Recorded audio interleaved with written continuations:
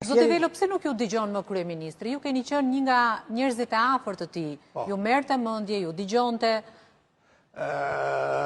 Unë pash që ai të përdor.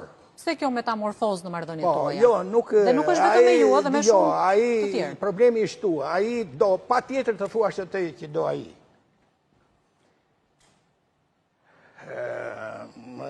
Nga dalë unë këtë kuptova dhe çdo njeri që nuk është dakord me atë duhet të largohet.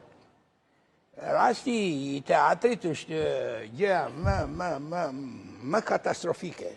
Por nuk është larg shtatori beti. Do shohë çfarë katastrofe është stadiumi që Mastafi.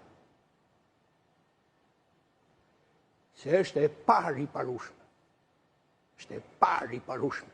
Të marrësh një stadium të mrekullueshëm edhe ta bësh një qendër tregtare, hoteliere, me një stadium të vogël, ku kjo pjesa vlen 80% të investimit, dhe ky të ishte stadiumi kombëtar i joni, dhe të eliminosh pistën olimpike. Nuk kemi një pistë olimpike, moj bet. Të bësh gare atletike në Tiranë nuk i bën dot, sepse e zhdukur Rama. Si është mundësi që ky njeri sportist zhduk pistën e atletikës për ta bërë dyqane. Unë mbushëm me dyqane, moj.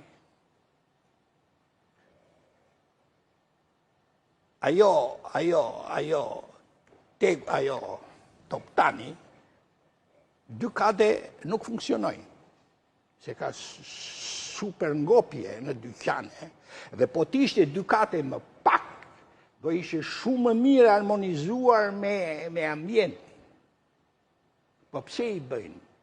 Vjedhin ajrin. Ne beti jemi gati të vjedhim çdo gjë edhe ajrin.